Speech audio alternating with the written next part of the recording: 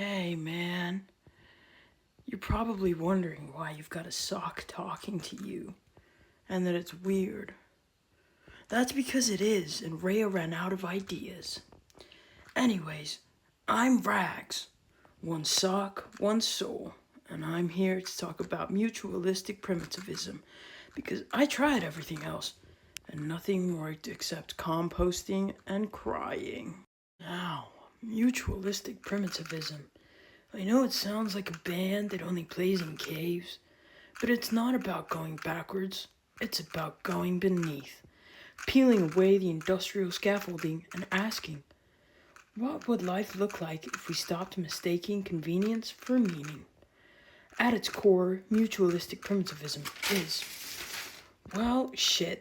As I was saying, mutualistic primitivism is mutual aid over markets, cooperation over competition, low impact living over planetary eviction notices.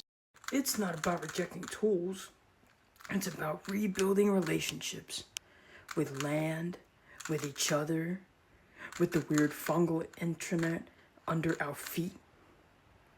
Yes, the mushroom thing is real. Look it up. Let me ask you something, man. When you hear civilization, do you think sanitation and vaccines, or oil wars and inboxes that never end? Because mutualistic primitivism doesn't hate progress. It hates progress defined by domination. Humans over nature, rich over poor, bosses over you. Look around, man. Progress gave us 24-hour delivery, dead rivers, debt, and an app that tells me how sad I am, but not why. We don't need less intelligence. We need to stop outsourcing it to systems that think trees are just pre-furniture. Alright, man. I don't know about you, but in high school, I loved cheat sheets. So, here's the cheat sheet for mutualistic primitivism in 5 steps.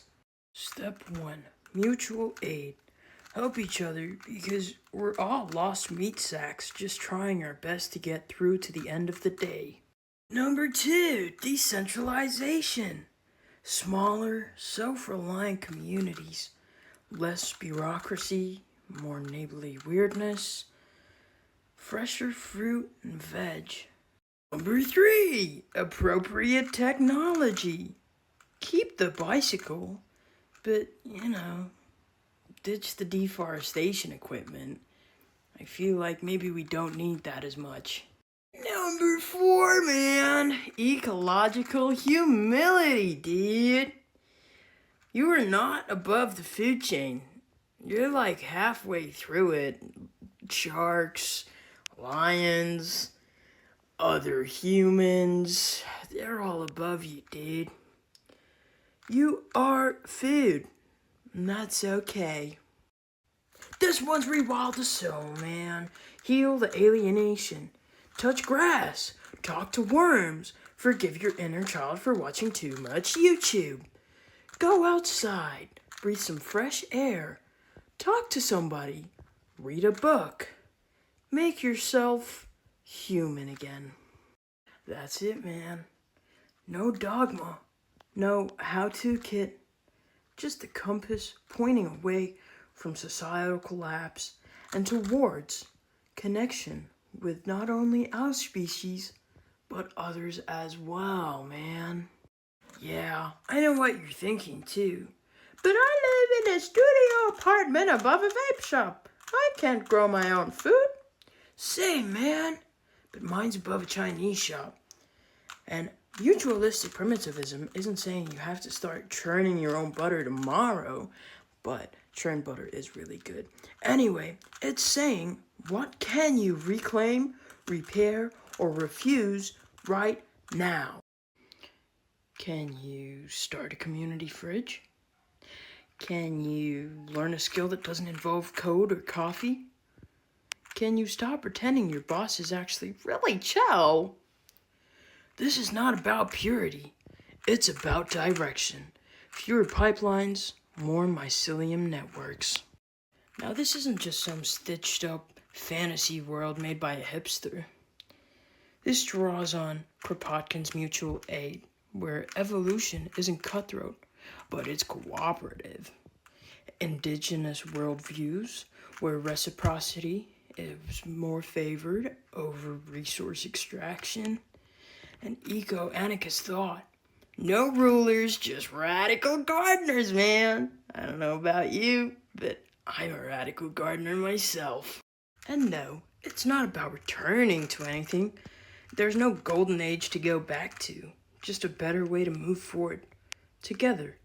Slower. Softer. Less insane. Unfortunately, we worship convenience like it's freedom. Push a button, get a burrito. Order shampoo, flies across the country in a box bigger than your moral compass. But convenience has its costs. You know what's really inconvenient? Droughts. Supply chains that break like my will every frickin' Monday. The fact that none of us know where our food comes from, unless it has a barcode. Mutualistic primitivism isn't anti-comfort, man.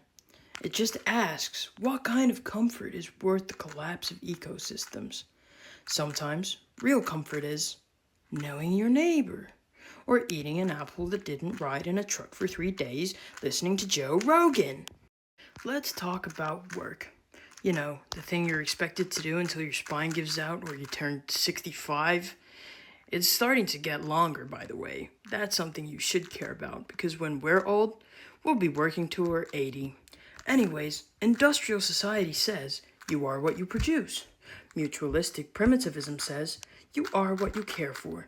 Under capitalism, work is extractive, competitive, and soul-numbing. Under a mutualistic model, labor shifts from production for profit to participation and care. I'm not saying every day's a picnic, but maybe instead of burning out for landlords, we could cook meals together, build compost toilets, learn to make vinegar. Anything, literally anything but spreadsheets. Work becomes meaningful again when it's done with you and for your community, not for quarterly returns and office pizza parties. Without capitalism, there won't be enough. Enough what exactly? Enough billionaires? Enough branded suffering? Capitalism creates artificial scarcity while throwing out 30% of our food. Meanwhile, communities practicing mutual aid feed each other during disasters and Tuesdays. Mutualistic primitivism is rooted in abundance through cooperation, not the abundance of stuff, the abundance of belonging. Truth is, man, we have everything we need. We just have to stop hoarding it behind fences and patents. Rewilding gets tossed around a lot these days, like it's a vibe, a filter, a cute trend with ferns and moss. But real rewilding is emotional infrastructure repair. It's learning to feel safe in silence again, feeling the weather in your bones and not in your Google Calendar. Letting grief in because you realize how much has been lost. Mutualistic primitivism says, let's rewild the land and ourselves. Let's stop pretending we're machines. You're not a cog, you're a human. You know, we're slowly coming to an end, and you're probably asking yourself, so what now?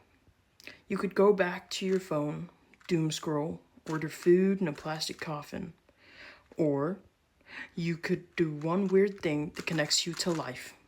Plant something, fix something, feed someone, make a zine, or sit in silence and admit you don't want to live like this. Surprise! Nobody does! And that is where the thread begins. Good luck out there. Don't let the Empire steal your socks.